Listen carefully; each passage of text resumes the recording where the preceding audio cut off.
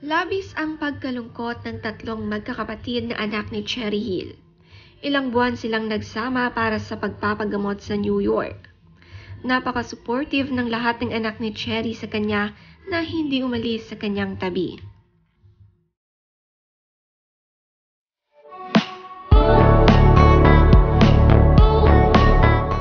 Ang kanyang bunso na si Rafael Rogoff nag-post ng recently photo kasama ang kanyang ina.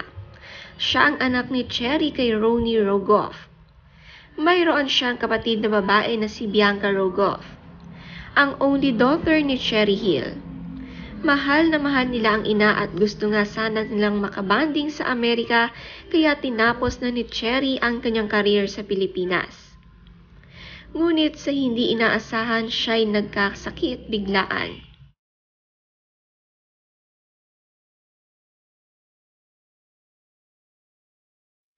Ang isang anak naman ni Cherry Hill kay Leo Martinez ay si Jay Eigenman. Lahat talaga ay nagulat sa balitang ito.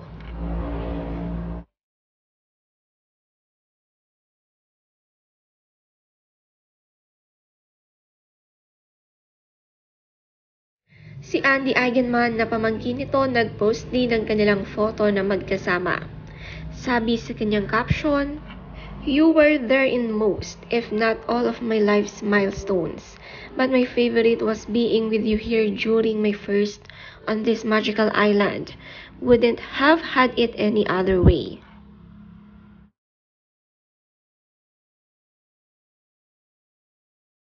Narito naman ang official statement ng Eigenman family. Our family would like to extend our sincerest gratitude to all those who expressed their concern for Cherry during this difficult time.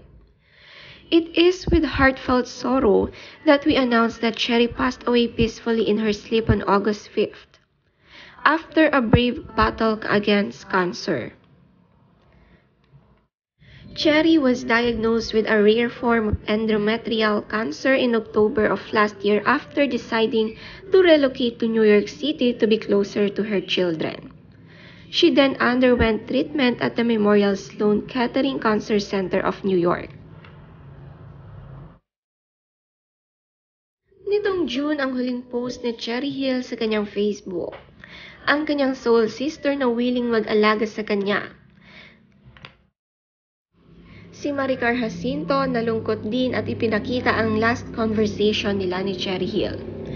Sabi ni Cherry Hill sa kanya,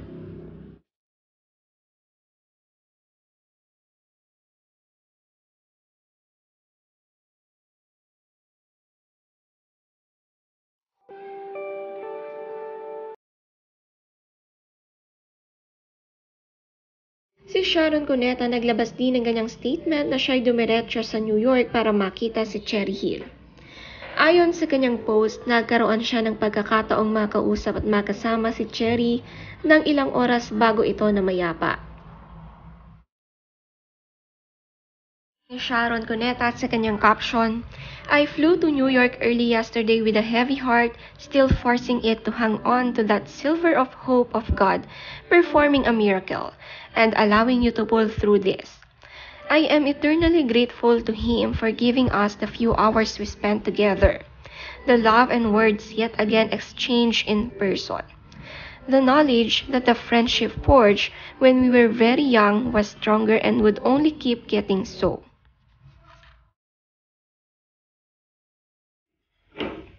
Sana all brand new board.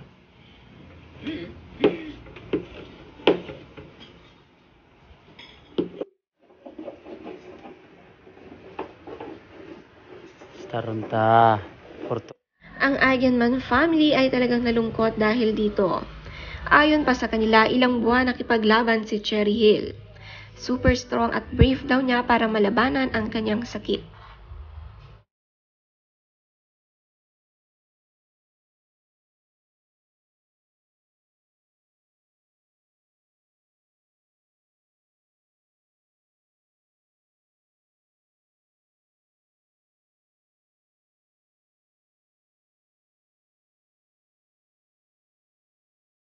Mamimiss ng Eigenman family ang kanilang tita Lola Cherry. Naging private nga sila sa kalagayan ni Cherry dahil ito ang kagustuhan ni Cherry.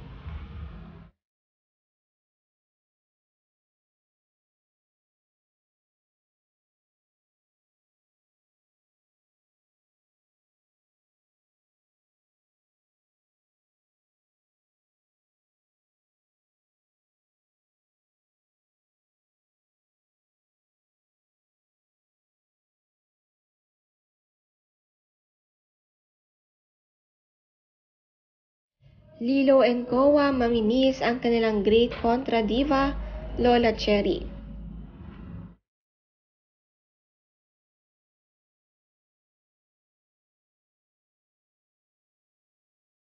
Si Jake Ejercito nga rin ay napapost. Sabi niya sa kanyang caption, "Never second rate, never trying hard. Rest in power, Tita Cherry. Wishing her family and loved ones peace and comfort in this time of grief."